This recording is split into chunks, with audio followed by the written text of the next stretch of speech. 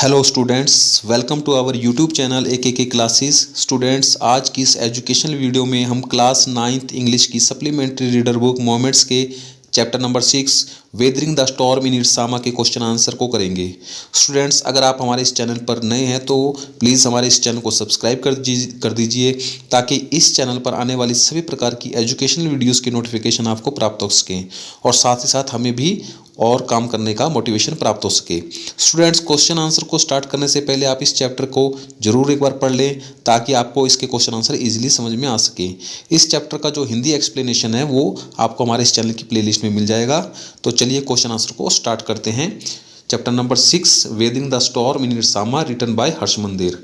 What havoc, havoc का मतलब होता है डिस्ट्रक्शन या तबाही। है द सुपर साइक्लोन रिक्ट मीन्स टूट पड़ा या लाया in the life of the people of Odisha. ये जो सुपर साइक्लोन है यानी कि महाचक्रवात है, ये उड़ीसा के लोगों के जीवन में किस प्रकार से विनाश लाया था, ये क्वेश्चन में पूछा गया है। इसका आंसर है on October 27, 1999 the super cyclone which arrived in Odisha had caused a huge devastation over there। devastation का मतलब होता है तबाही, विनाश। तो कहते हैं कि जो 27 अक्टूबर 1999 को जो सुपर साइक्लोन जो महाचक्रवात उड़ीसा में आया था, उसने वहां पर एक बड़े पैमाने पर एक बहुत बड़ी तबाही मचाई थी। इन दैट इवनिंग, उस इवनिंग यानी कि उस शाम को, आ डार्क एंड मिनेसिंग, मिनेसिंग का मतलब होता है खतरनाक, स्टॉर्म क्विकली गैदर्ड, उस शाम को क्या होता है कि एक खतरनाक और काले बादल जो है अचानक से घिर जाते हैं। The winds were bumping, bumping means होता है पीटना या थपेड़े मारना। Into the houses with a speed of 350 kilometre per hour. और उस दिन हवाएं कितनी रफ्तार से चल रही थी? 350 किलोमीटर की रफ्तार से हवाएं चल रही थी। हैवी एंड इंसेसेंट, इंसेसेंट का मतलब होता है निरंतर या लगातार। रेन फिल्ड द डार्कनेस, और जो भारी और लगातार बारिश हो रही थी उसके कारण अंधेरा छा गया, पूरी तरह से अंधेरा हो गया था। एंशियंट ट्रीज, एंशियंट मीन्स प्राचीन, पुराने। Ancient trees were uprooted, uprooted means उखड़ गए थे। And crashed to the earth, पुराने पेड़ उखड़ गए थे और वो धरती पर गिर गए थे। स्क्रीम्स, स्क्रीम्स का मीन्स चीखे। Screams rent the air as people and houses were swiftly washed away. और क्योंकि वहां पर बारिश के कारण बहुत ज़्यादा पानी आ गया था, बाढ़ आ गई थी, जिसमें लोग और घर जो है बह गए थे और हर तरफ चीखें ही गूंज रही थी। नेक्स्ट क्वेश्चन है, how has Prashant a teenager been able to help the people of his village.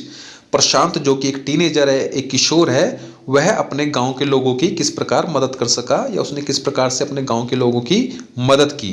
तो इसका आंसर है फर्स्ट ही ऑर्गेनाइज्ड, ऑर्गेनाइज्ड मीन्स संगठित किया, a group of elders and youth so that rice can be obtained by putting pressure on the merchant and he also got success in his work. तो पहले उसने क्या करा कि जो एल्डर लोग थे, बड़े लोग थे, और यूथ जो युवा लोग थे, उनका एक संगठन तैयार किया उसने, उनकी एक टीम तैयार की। और वो टीम किस लिए तैयार की? So that the rice can be obtained by putting pressure on the merchant, merchant means व्यापारी, ताकि जो वहां का स्थानीय व्यापारी है उस पर दबाव डाला जा सके और उससे चावल खाने के लिए प्राप्त किए जा सके। And he also got success in his work, और उसे अपने इस काम में सफलता भी प्राप्त हुई। Because of his efforts, efforts means प्रयास, उसके प्रयासों के कारण the people got food for the first time in 4 days in the shelter, और उसके प्रयासों के कारण शेल्टर में जो लोग थे उनको 4 दिनों में पहली बार भरपेट खाना मिल पाया। His next task was to organize a team of youth volunteers, volunteers means स्वयंसेवक, यानी कि जो अपनी इच्छा से काम करते हैं, to clean the shelter of filth, filth means गंदगी, urine, vomit means उल्टी, and floating, floating में तैरते हुए, dead bodies। और दूसरा काम क्या किया उसने युवा लोगों की, युवा जो स्वयंसेवक थे उनकी एक टीम तैयार की, और उस टीम का क्या काम था कि जो उस शेल्टर में जो भी गंदगी थी, यूरिन, वॉमिटिंग, और जो भी वहाँ पे डेड बॉडीज तैर रही थी, उनको उन्होंने उसकी सफाई करने का काम किया। And to tend to the wounds and fractures of the injured, और जो भी घायल लोग थे जिनको भी वहाँ चोटें लगी थी उनका उन्होंने उपचार किया, उनका जो है देखभाल की।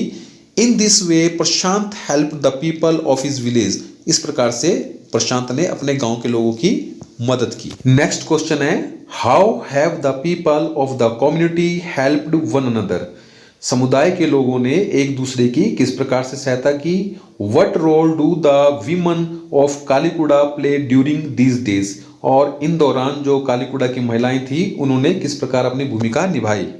इसका आंसर है the people of the community whole heartedly का मीन्स पूर्ण मनोयोग से या संपूर्ण रूप से हेल्प्ड ईच अदर। जो समुदाय के लोग थे उन्होंने पूरे मनोयोग से, पूरे अपने समर्पण से एक दूसरे की मदद की। द मैन टूक up the responsibility of getting food and supplies for the shelter. जो मैन थे, जो पुरुष थे, उनका काम था, उनको ये जिम्मेदारी सौंपी गई कि शेल्टर के लिए खाना लाना और अन्य प्रकार की सप्लाई लाना, ये उनका काम था। While women took the responsibility of looking after orphans. Orphan का मतलब होता है अनाथ बच्चे, और महिलाओं ने अनाथ बच्चों की देखभाल करने की जिम्मेदारी उठाई। Women worked in food for work program started by an NGO. और जो महिलाएं थी वहां की, कालीकुड़ा की, उन्होंने वहां पर एक एनजीओ द्वारा, एक स्वयं जो गैर सरकारी संगठन होता है उसके द्वारा जो वहां एक प्रोग्राम चलाया गया था, फूड फॉर वर्क, काम के बदले में अनाज, उसका जो प्रोग्राम चलाया गया था, महिलाओं ने उसमें काम किया। Thus the people and women of कालीकुड़ा played an important role in helping each other। तो इस प्रकार से जो कालीकुड़ा के लोग थे और महिलाएं थी, उन्होंने एक दूसरे की मदद करने में महत्वपूर्ण भूमिका निभाई थी। नेक्स्ट क्वेश्चन है, Why do Prashant and other volunteers resist the plan to set up institutions for orphans and widows? जो ऑर्फन्स, अनाथ, और जो विडोज, विधवा थी, उनके लिए जो संस्थान बनाए जा रहे थे उसका प्रशांत और अन्य स्वयं सेवकों ने विरोध क्यों किया? What alternatives do they consider? उनके पास इसका क्या विकल्प था? अल्टरनेटिव मीन्स विकल्प। तो आंसर इसका Prashant and other volunteers resist means विरोध करना, the government plan to set up institutions for orphans and widows. Prashant और जो अन्य स्वयं सेवक थे उन्होंने सरकार के द्वारा अनाथ और विधवाओं के लिए जो संस्थान बनाए जा रहे थे उन्होंने विरोध किया। Because they felt that in such institutions, क्योंकि उन्होंने महसूस किया कि जो इस प्रकार के संस्थान हैं, children would grow up without love. इस प्रकार के संस्थानों में बच्चे बिना स्नेह के, बिना प्यार के बड़े होंगे। And widows would suffer from stigma and loneliness, और जो महिलाएं हैं वो वहां पर अपमानित और अकेलेपन का शिकार होंगी। स्टिग्मा मीन्स अपमानित और लोनलीनेस मीन्स अकेलापन।